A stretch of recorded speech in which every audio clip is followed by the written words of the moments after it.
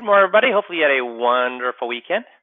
The 5-minute moneymaker last week, we just talked about being more efficient with your time. So there's a little tool that I found that can help you get more things done in the day. So if that's something you'd like to do, take a quick look at it. For Credit Suisse 2019 Global Investment Return Yearbook, they went back and looked at 1900 to 2018. So 118 years. They had all the different countries, but in the United States, they found that the geometric mean, which is more accurate than the arithmetic mean, the geometric mean for the stock market was 6.4%. So what does mean? What does mean mean? What does mean mean?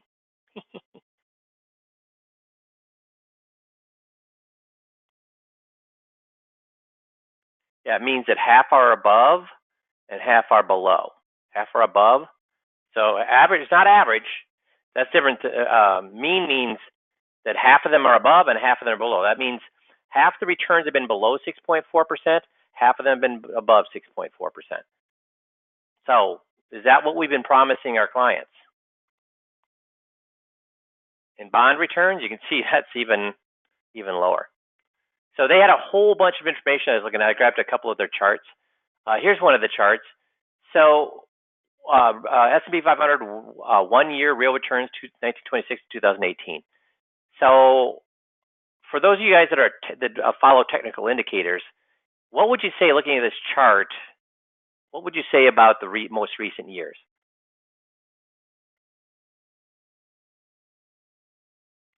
Well, look at from 1926 to 1988.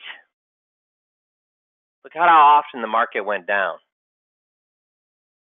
Now, what would you say compared to this, compared to what we've looked at since 2008? What does it tell us we're looking? Again, reversion to mean, right? Reversion to mean, which means everything comes back to normal. And what would you say is the market for the last 2008 to current? Has that been normal or abnormal? Yeah, we need to expect some down years, Daniel. Exactly. So because it goes up and down, up and down, up and down, up and down. Let's look at all these down years in here. And then we have this long, well, in fact, look at, there was another, if we can move this, oops, doggone it, can't move it. But if we move, can I highlight? Let's see. Yes, I can.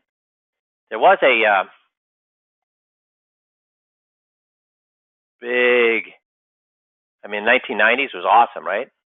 We didn't have any downturns, and then what happened after a long period of great up? What happened after that? 2001 and then 2008, we had two big downturns after that. So this is just an indicator that things are not normal, and we need to have more down periods to bring us back to a reversion to mean. I have to unclick my. There we go. So how do I stop that? And then more technical indicators. So does anybody on the listening do technical analysis of charts? See if anybody answers. Looks like nobody's answering. Well, I did a lot of technical analysis work for about 10 years, and one of the big things that you look at is trend lines. So what's that trend line saying? Boom, boom. Do you see how it hits most of the peaks? There's peak, and it hits most of the peaks. So what does this say about where we should expect the market to be going for real returns for a while? Now, why is that the case? Why should we be expecting lower returns?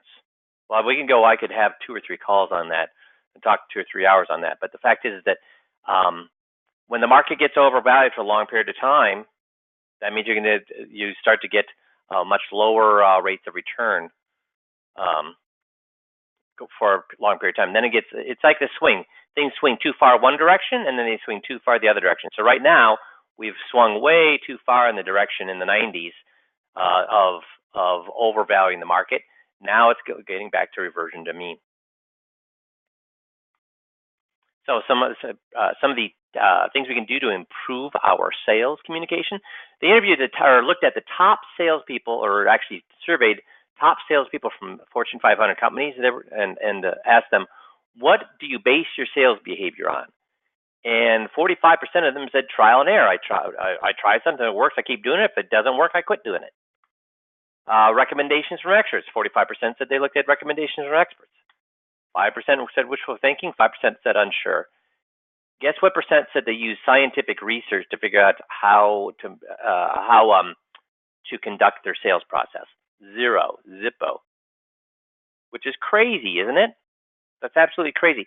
And I subscribe to about 5 of the biggest sales blogs on the internet, and 4 of them don't know what the hell they're talking about. 1 actually uses scientific thinking and research. The other 4, guess what they do?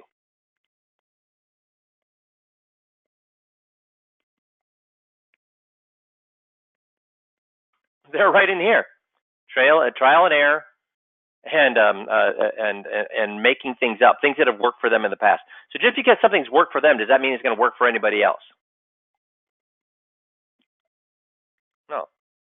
So you got to be basing this stuff on research. And unfortunately, those other 4, they're more interested in telling you how to sell. That one that actually uses research is based more on how people are buying. So should we spend more time thinking about how we sell, or more time thinking about how people buy? And what is the 5Q process about? Are we worried about our presentations, or are we worried about getting people to tell us what they want to do? It's getting people to sell themselves. So we're more interested in the buying, not in the selling, which is what we should be. I want to look at some sales strategies that have been busted. Wharton School of Business, Lambert,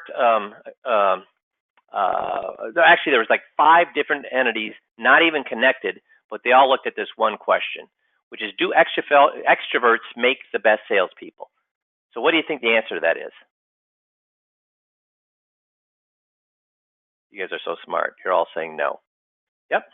So what they looked at is they took 340 sales reps. This is the Wharton study. They took 340 sales reps.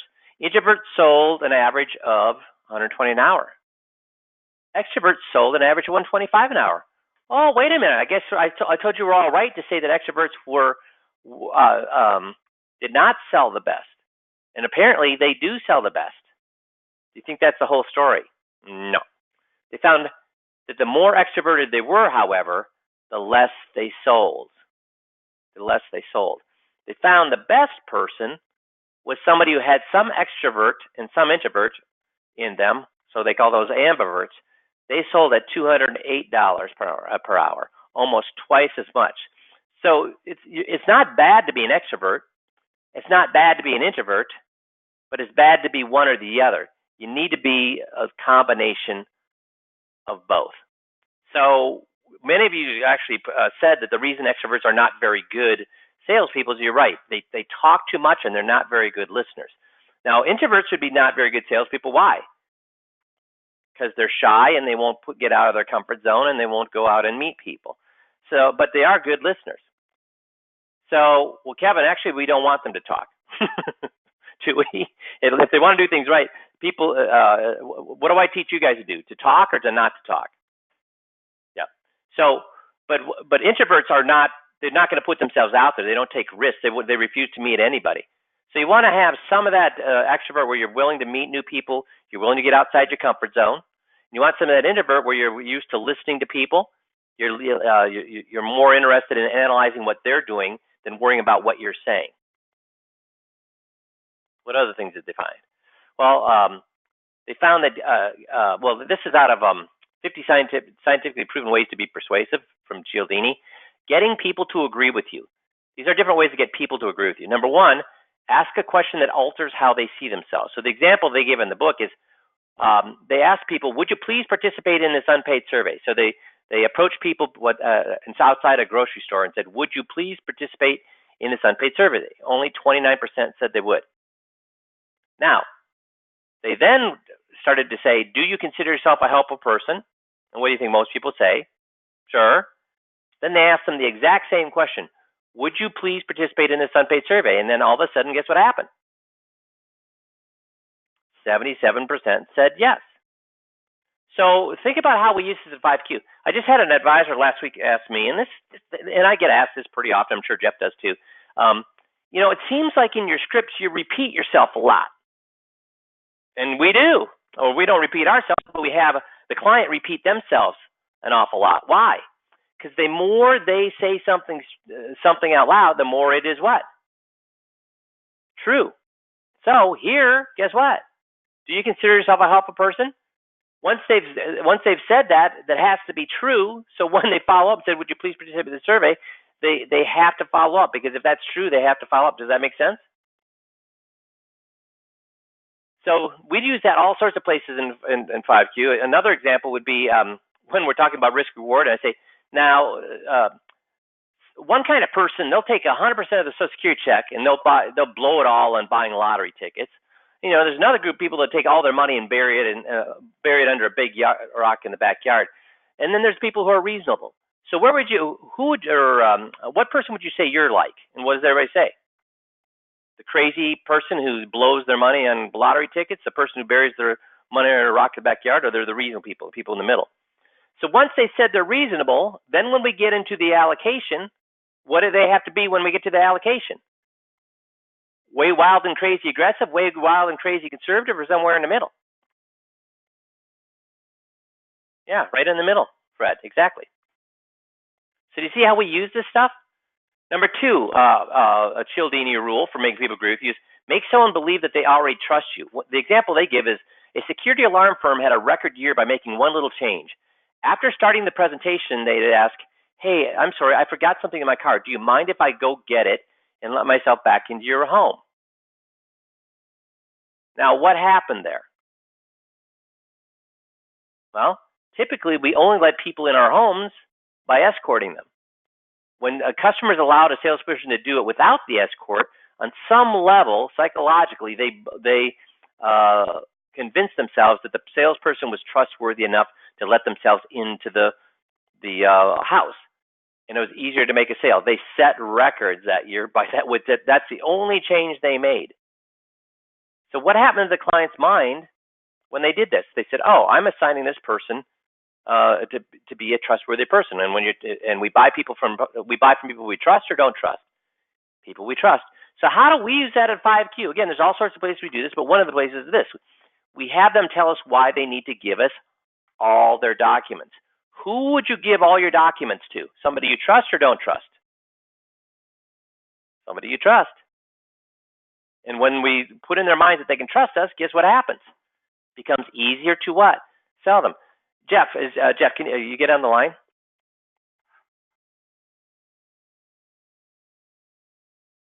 Is Jeff around? He's coming. I can hear him talking through the wall, so I think he's trying to unmute his phone. He's still trying. Oh, there we go. Yeah, perfect. Yep. Okay. So when they bring us just a spreadsheet of their investments, does that show they trust us or don't really trust us? I would say they don't really trust us. They don't really trust you. They're worried about giving you account numbers or all sorts of information. So can we do a real 21-point checklist with just the spreadsheet? No, you're going to have to leave off certain topics, things like titling and beneficiaries. There's no way you could talk about it, but then they would tell you, well, how would you know that? You haven't seen that. I didn't show you that. So it's necessary for the 21-point checklist, guys, but it's also necessary psychologically, because if we let them continue to distrust us by only giving us the spreadsheet, guess what? How much harder is it going to be able to sell? Based on what Cialdini's found here, is it going to be easier to sell or harder to sell if we let them get by with just giving us the spreadsheet? Easier or harder? Yeah, it's going to be harder, Kevin. It's going to be harder because we're going to let them continue to distrust us, which means they're going to distrust us through the entire process, especially when we start getting to where the rubber meets the road. We start analyzing their numbers. So even before we analyze their numbers, we need to get them to trust us, and that's why we have to have them tell us why they need to give us all the documents. How do we do that? We say, well, I mean, do you want to remember our 6 questions that we ask them about paying only 1% tax on their non-qualified money, about paying only paying or not having to pay tax on 70% of your withdrawals from your qualified money, getting your making sure your spouse is continues to get income when you die and you lose Social Security check, all those things. What you can basically say is what? Well, the spreadsheet is fine, but do you want those things that you said you wanted, that you classified as a number 5 just a few minutes ago? And what are they going to say to that? They've changed their mind. They don't want those things anymore, or do they still want them? Of course they still want them. They were 5s.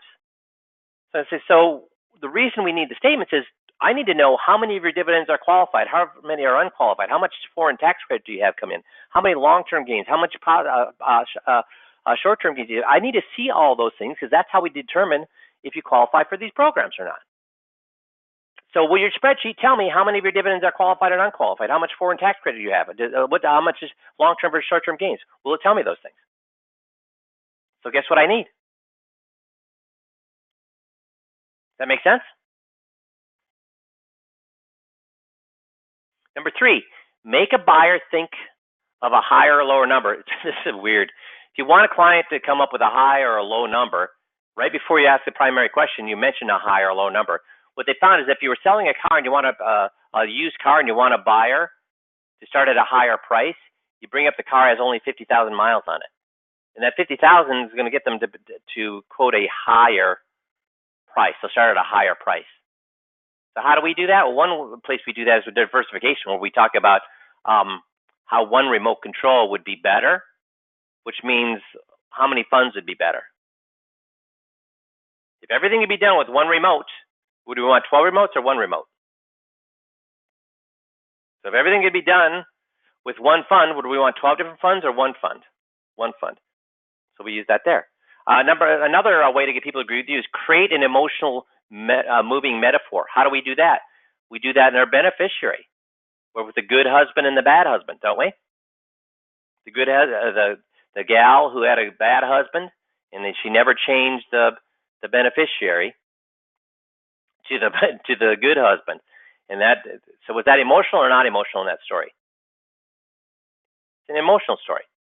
It's frustrating that would have happened. Number 5, this is a weird one. Weird in one way. Ask people for their advice. That's not weird. I think that makes total sense. When you ask people for their advice, think about that. How do you feel when somebody asks you for directions on a city street? How do you feel? How do you feel when somebody asks you for directions? Yeah, important, flattered. That's right, important, flattered. You feel good about yourself, right? And the funny thing is, if you ran into that person later, you almost feel like that person is what? A friend, buddy. Hey, did you find this? Did you find the science museum? It's like we're best friends. It's weird how when you give people's advice, it makes them feel even more like you're part of the team. Is the way Cialdini talks about it. And doesn't it feel like you're part of the team when you run into that guy again? Yeah, it does. Now here's what's kind of weird. Don't ask for their opinion. When you ask for people's opinion, it works the opposite way, because it encourages them to see themselves as separate from you. So on the surface, do you see how advice and opinion would seem to be the same thing? But actually asking for their advice is very, very beneficial to you.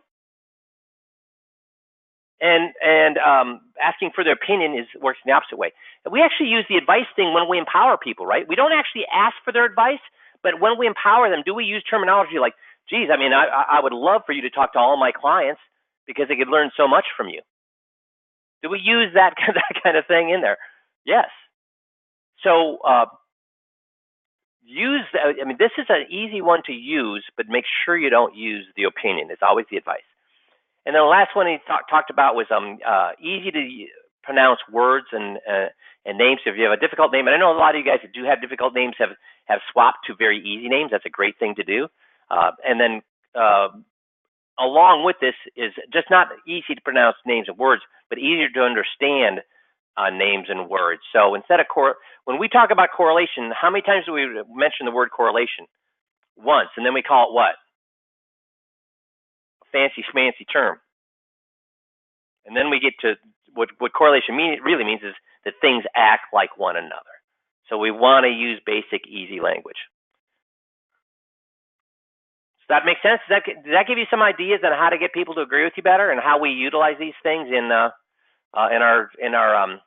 process? Ask questions that alter how they see themselves. If you make somebody see themselves as a good person, they'll act like a good person. Make somebody believe you, but they already trust you by getting them to do something that they would only allow a trusted person to do. We do that by having them tell us why they need to give us all the documents. Number 3, make a buyer think of a higher or lower number. If you want them to go for a higher number, start mentioning things with higher numbers beforehand, and then magically go that direction. Create emotionally moving metaphors. Why do we use stories, guys? For this very reason. Ask people for their advice. And make sure you're talking in simple and plain language. So we want to talk about objections today. So do we handle objections the same way we were taught when we got into sales, where you acknowledge the objection, listen to it, then you say, I understand how you feel. I used to feel the same way. What I found was, do we do that? Does that stuff work? It may have worked for the the greatest generation who didn't get sold things 1,000 times a day. But for baby boomers who've been sold things over and over and over again on the TV, on the internet, on billboards and every place else, does that stuff work? No, it does not work. Does not work. Different world. So the 5Q objection template is, first thing we do is kind of agree with some reservation, or jump in with both feet and we agree at 150%. Yep. So the word I always use is absolutely. But you say, absolutely, you're exactly right. Some sort of unequivocal agreement with them. Okay, that's what you need to do first. Then the second thing is you need to pair it back in the form of a question. So if they say, well, somebody give me an objection, and I'll do it. Somebody on the comments here, give me an objection. See if somebody will give me one. Otherwise, I'll just make up one. Looks like I'm just gonna have to make up one. So if they say, well, let's go to, I don't like annuities.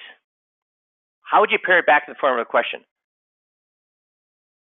I mean, so we'd say, great, yeah, you don't like annuities? I don't like annuities either.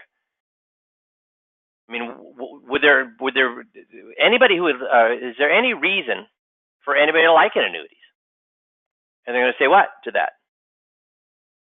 Oh, I want to talk about my son. Let's do that one, Paul. So we say, they say, I want to talk over with your son. You say, absolutely, absolutely. It would only make sense to talk it over with your son, wouldn't it? So immediately, what do we get them to do?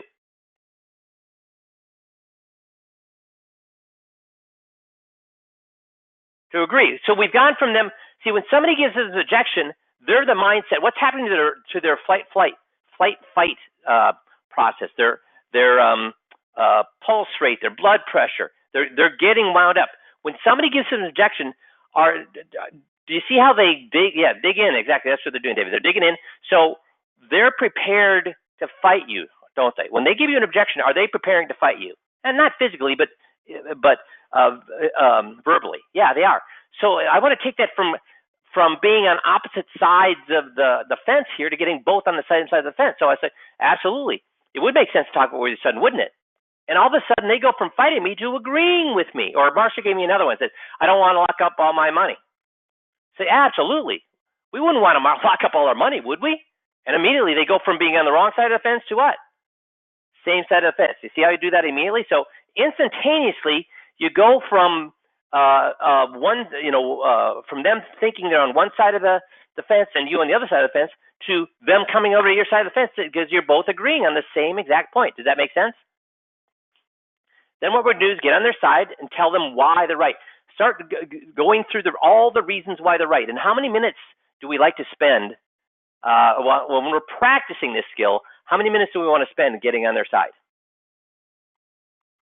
Yeah, 3 to 5 minutes is what we want to practice. Because we know if we practice for 5 minutes when we're practicing the skill, how many minutes will we do it when we're actually doing this with the client?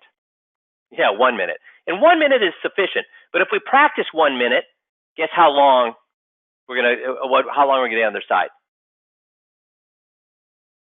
One sentence, exactly. That's what it is. One sentence, Nicholas. So, because you'd say, If they said, I want to go back to my son, you say, absolutely. I mean, it would only make sense to go back to your son, wouldn't it? I mean, your son's obviously a smart guy, so why wouldn't we go back to him? And then you get right into but you start to, and then you're going to go in and try to overcome the objection. Is that one sentence enough? I'm sure your son's a smart guy. Is that really getting on their side? No, you want to go on and on and on and on about why the son it makes sense for you to go back to your son. What's some of the things? What are some things you could talk about to go on for 5 minutes? You talk about, obviously you want to go to your son. I mean, he's the person who has no fight in this game. So he's going to give you he doesn't make any money if you move the money. He's going to give you just unbiased opinions. I mean, you told me he was an engineer, so engineers are very, very analytical. They're going to go back and forth about things. I mean, he's the one in the end that you can trust. You've known him all your life. See, I could go on and on and on about why it makes sense to go back to their son. That's what you want to do. And what am I doing there? What am I doing there? I'm getting them even further and further and further on my side. I'm saying we're alike. We think the exact same way. So I instantaneously turn it by saying, absolutely. I mean, we want to go back. It makes sense to go back to your son and talk about it, doesn't it? And then when I spend a minute or two telling him why that's a brilliant idea, what happens to any of the animosity between the two of us? Any of the verbal jousting that's going to happen between the two of us completely goes away. Does that make sense? Then we're going to ask open-ended questions to get them to tell you why that objection really isn't a problem. That's going to be different for every single objection. Now, the funny thing is, even if you went back to your old way of overcoming the objection and did it the way you always did, all of a sudden it would work. So let's say you're like, geez, coming up with open-ended questions to get them to change their mind, that's really hard. And it is hard until you learn how to do it. But the first three things, are those things easy? The first three things, are those things pretty easy to do? First two are way easy to do. The third thing is easy if you spend, probably 2 or 3 hours practicing it once or twice, it becomes easy.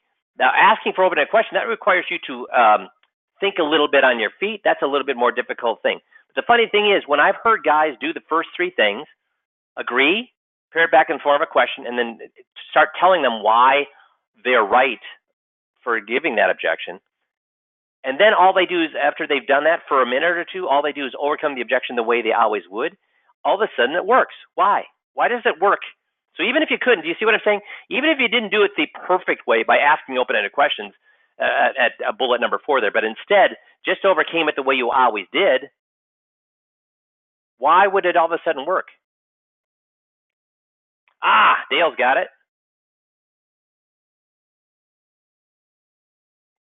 Michael's got it. Yep. So you're all saying that defenses are down. You're on the same side. When you spend a minute or two telling them why they're right, did you discount their objection?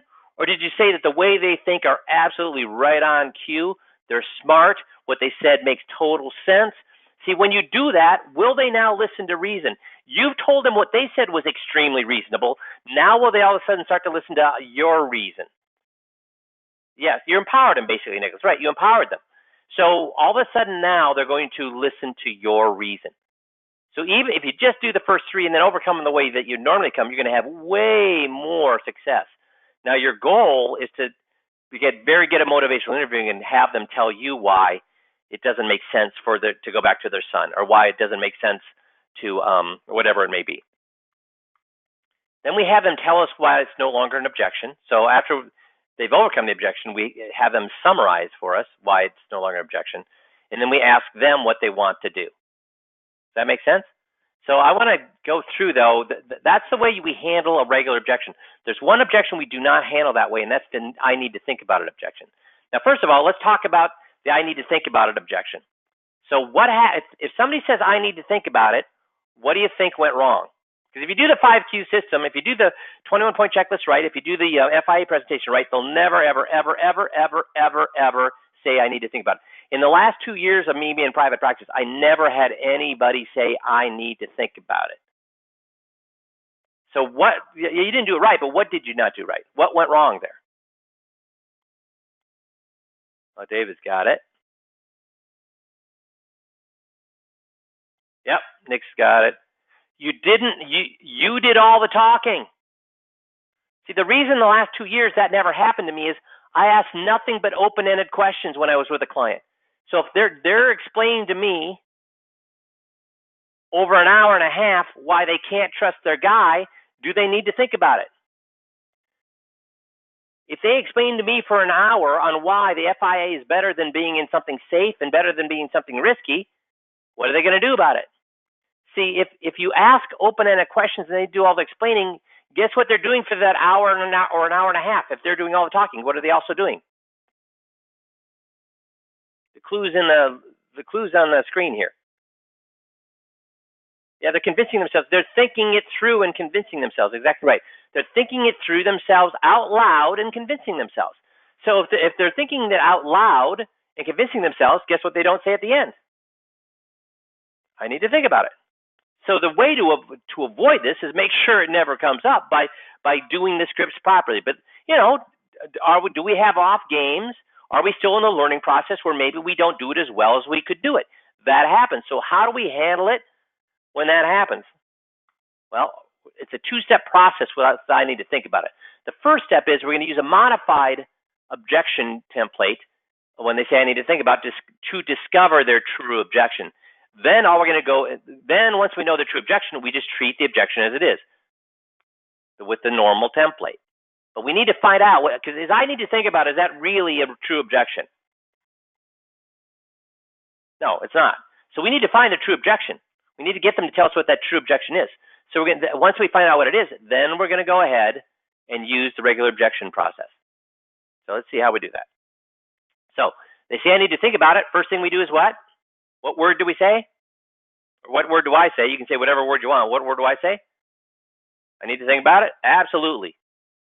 Absolutely. And then remember, we need to pair it back in the form of a question. So I'm going to say, so it always makes sense to think about things, doesn't it? And they say the word yes. Now we've gone from it being them thinking I'm going to tell them why that's not a good idea to me being how much on their side, and them being on how much on my side. We're both on the same side of the fence. I agreed with them, and then I've got them saying yes immediately. Within 5 to 7 seconds, I've got them saying what? Yes, I've turned the objection from an objection into us both agreeing in 7 seconds. Does that make sense?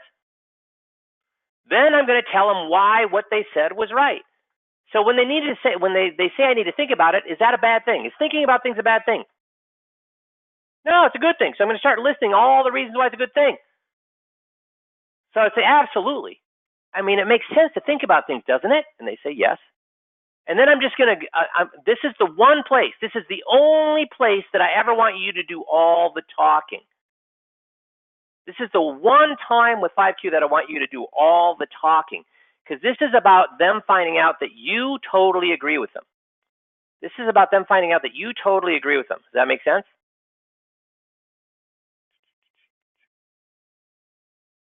So I'm going to go through and say, after I've got them to say yes, I say, I mean, this is important stuff.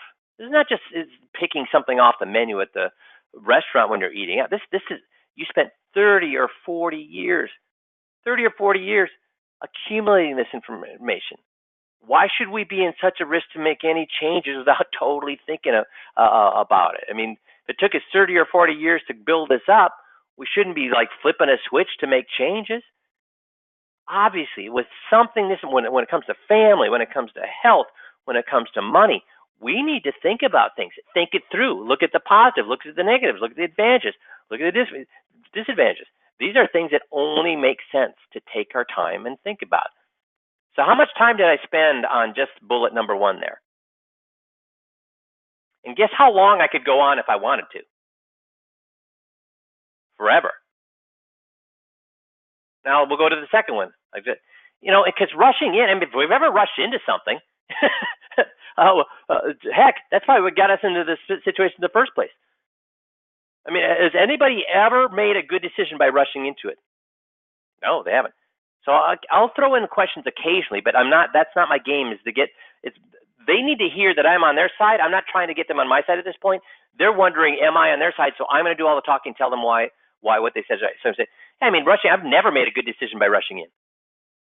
I've never, ever, ever made a decision that's been good when I've rushed into the decision, that I don't take time to think about it, that I don't sit down and look at the big picture. I mean, rushing in means I'm making a knee-jerk reaction, a gut reaction. Why would a knee-jerk or gut reaction ever give us a bet when it comes to important things? Do I want a surgeon that when I come into the operating room did not even know anything, but just do a gut? Looks like he needs this kind of surgery. That'd be crazy. You need to think about things. You need to make sure you make good decisions. So again, how long do you think I could talk on that bullet? The next bullet, quick decisions rarely turn out. Next bullet, thinking things through is always going to lead to a better decision. Next bullet, not taking into account all the facts is going to make a bad decision. You need to mull over all the alternatives. Waiting isn't going to kill anyone. You have to weigh the pluses and the minuses. You have to bounce it back and forth between the two of you if they're married. You have to make sure everybody's on board. See, all these things, I'm going to practice all these things a minute each. So that means I could practice 1, 2, 3, 4, 5, 6, 7, 8, 9, 10. Practice doing a minute each. That's 10 minutes.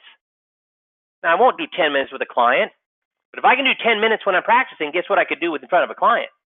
Guess how long I could go in front of a client? Yeah, easily 2 minutes. Does that make sense? And by that point, how much do they know that I'm on their side and then I'm not trying to pigeonhole them? And I'm not trying to tell them they're wrong. At that point, they totally get it, don't they? Yeah. So now they've remembered I'm on their side. Now, with the I need to think about it, how are we going to figure out what their true objection is? Not their fake objection, but the real objection is. Well, we're going to do it by not showing how smart we are. Now we're going to play a little bit dumb, because the next question we're going to ask, and we need to ask it very nonchalantly. So what does nonchalant mean? It means casual, unconcerned, indifferent, almost apathetic, cool, calm. We're going to ask it empathetic or nonchalantly. So we're going to ask, so after I get inside and tell them how brilliant they are to think about it, I'm going to summarize by saying, yeah, so it makes total sense to think about it. And it's obvious. I mean, when you mean everybody else is thinking about it, what are we all thinking about? So when I do that, guess what comes out of their mouth? When I ask, see, I'm acting like, hey, I know what you're thinking about. All the other people know what you're thinking about. We're all on the same page. So what are you thinking about? Then the real reason just pops out. See, without even thinking, they give me the real objection. Does that make sense? So how you deliver it is important. You got to, yeah, so it makes total sense to think about it. I mean, it's obvious. When you, me, and everybody else thinks about it, what are we all thinking about? And they're going to say, whatever it is. And then we know the true objection. Well, I made a bad decision here two years ago, and I just don't want to run into this. So they're going to say, well, I heard annuities are bad. Or they're going to say, well, I'm not certain that, I don't want to lock all my money up. I mean, whatever it is, right? It'll pop out of their mouth. Do you get how that works? So this is the only objection that we use this on. It's I need to think about objections. We need to find out what their true objection is. So that's how you do it, okay? And then once they voice their real objection, what do?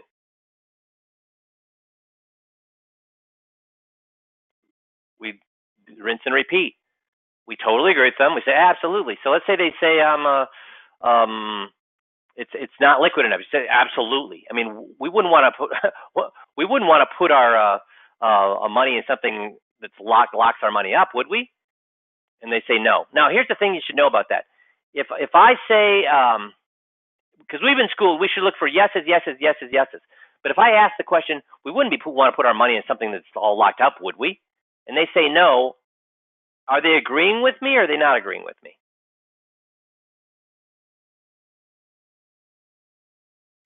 Yeah, they're agreeing. So don't get caught up in that they have to say yes.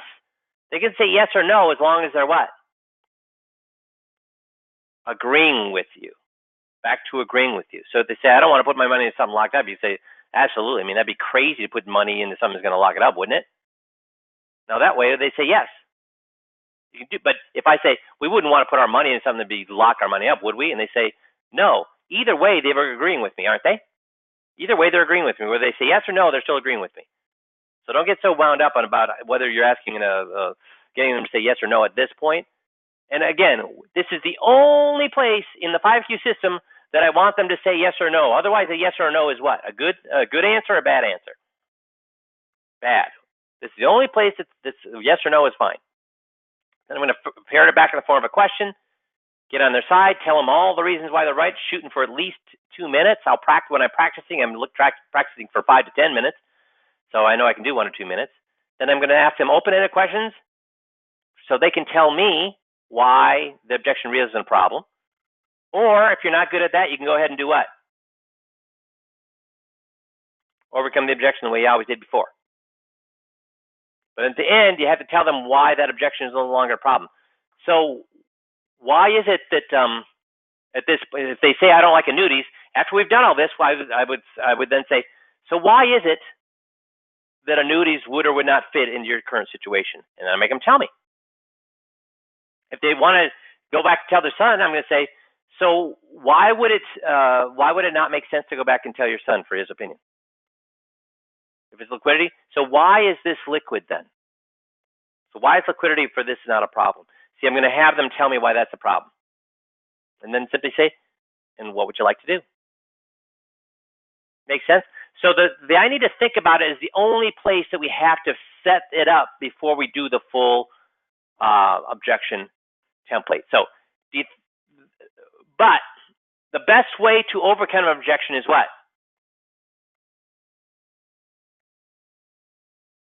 Not to have one, exactly. Not to have one. If you follow the script, Nick, exactly. Nicholas has said follow the script. When the script, guess what the whole script has been set up to do? Guess what the whole script, the 21-point checklist script and the FIA script, guess what they've been set up to do? To eliminate all objections. Exactly right.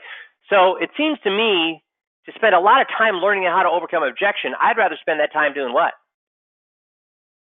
Learning the script and learning the GOTS people.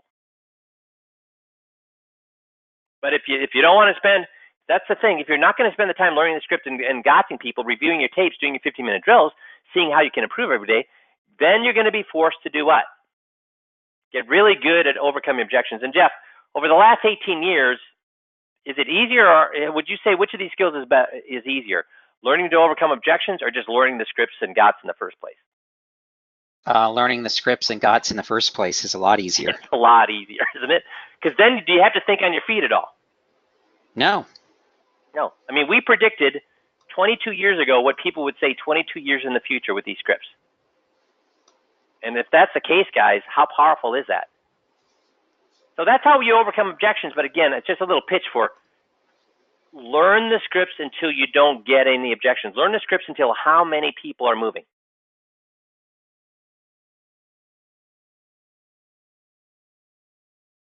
Yep, 100%. Then you know you've learned the scripts. And guys, is there any excuse not to be doing the 15-minute drill? And if you want to, see, the great thing about 15-minute drill is it's getting you great at GOTS. And can you ever be good enough at GOTS? Yes, you can. But the fact is, if you skip one day, guess what happens to that skill? It starts to degrade. How often do NFL linemen practice blocking, the defense tackling, the wide receivers catching passes? How often do they're the best in the world, and what do? Constantly practice. And the great thing about the 15-minute drill, have you guys all had a bad day? I mean, have we all had a bad day? The nice thing about the 15-minute drill is you can say at the end of the day, you know what? Everything else went to heck in a handbasket, but at least I got a little bit better at my craft. That's what you can say with the 15-minute drill. So I packed a lot of things into the call today. Hopefully you're able to take 2 or 3 of these things and make your week pull off more smoothly. And I appreciate all you guys, and you have a great rest of the week, and we'll talk to you all next Monday. Thanks, everybody.